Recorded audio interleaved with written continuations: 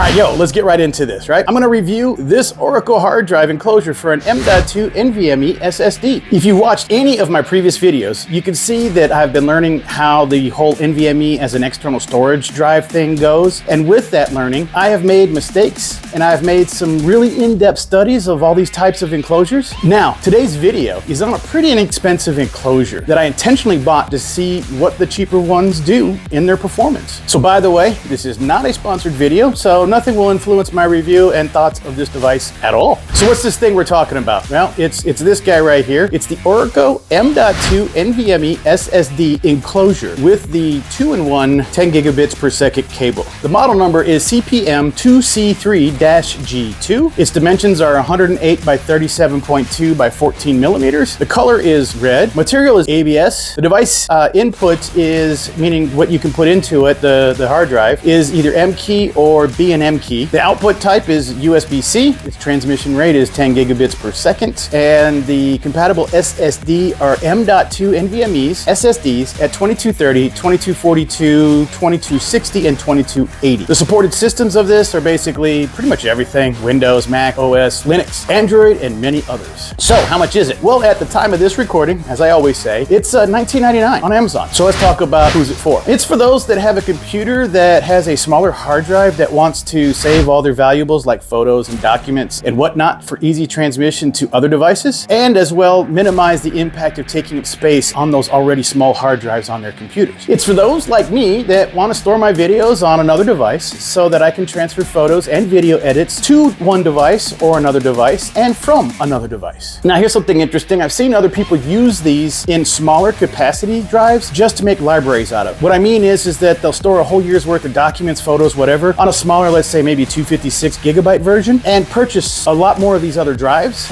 same enclosure, and drives, and just put labels on them and store these devices on like shelves or in storage boxes so that they can come back to them at a later time when needed. So let's talk about the good. It's quite inexpensive, as I already showed you. It's 20 bucks. Even though it's ABS plastic, it still seems relatively solid. So on my Mac, depending on the connection between these two, it runs at just over 400 megabits per second with the USB-A connection that goes into a hub that will only run about 5 gigabits per second. So it's pretty much right on, or 500 megabits per second. And with the USB-C directly connected to the MacBook, it's about 950 megabits per second. A huge difference. So it can run as fast as it claims. Unlike my other previous drive that I purchased, the Shiny, this one actually has an indicator light that tells me whether or not it's connected or it's functioning. It is a bit stylish, and you will not make a mistake for another external hard drive. You'll know which one this one is. Now, what's not so good? It's difficult to open, right? It's difficult to expose the insides and add or replace an NVMe drive. But let's be honest, how often are you gonna do that? Get it open, put it in there, you'll probably never open it again. Like many of the options related to this type of drive, you have to be careful on what you select, the enclosure and or the drive themselves. And in this case, for the enclosure, you can select that you can put an NVMe or a SATA in here. Do me a favor, while you're checking this out on Amazon, be sure you select the right kind of drive that's gonna go in here. Make sure you know what it is first. So I am concerned with the plastic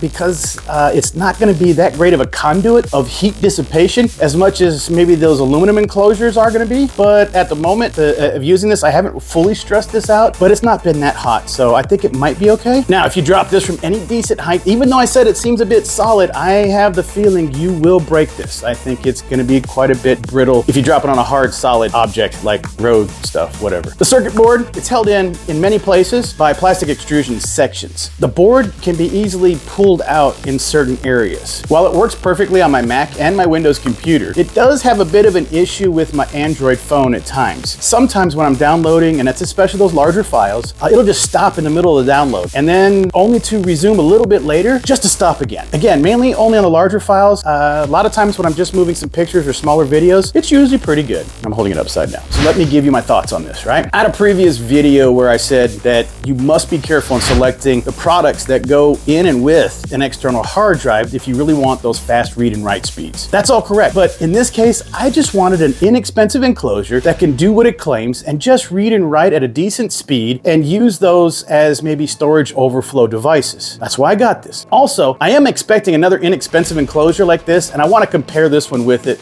As well, I am a fan of Orico, as it's one of my first videos that I ever did was on an Orico SSD enclosure that I have still to this day and use to this day. But so far, as I expected, this device has done what I expected from it, and especially for the price point. There are a few things I'd like to be better about it or more consistent at, but overall, this is great for the price. This enclosure, as I have come to expect from Orico, has been acceptable and reliable. While it's not something that has surprised me or astonished me, it has been what I expected, and with the price, I didn't expect much more. I will continue to use this for purposes of storing pictures and videos and edits that I've done, and to use at a later time when I need to come back to it. Now, thank you for sticking around a bit longer. Also, kind of a bonus really, I have an additional update on this review. And it's not really, well, this review, but of another enclosure that I purchased from Orico when I purchased this one. And I'll be doing a full review on it. I will show you the picture of it here or here somewhere. The thing says it's 40 gigabits per second. The enclosure and the cable are rated at that speed, so I hope I get something maybe closer to 30 gigabits per second or so, and at least more than 10 gigabits per second. Anywho, that's what's coming up soon, but for now, I thank you for all your time. I appreciate you staying this long. Good luck in your adventures, and peace.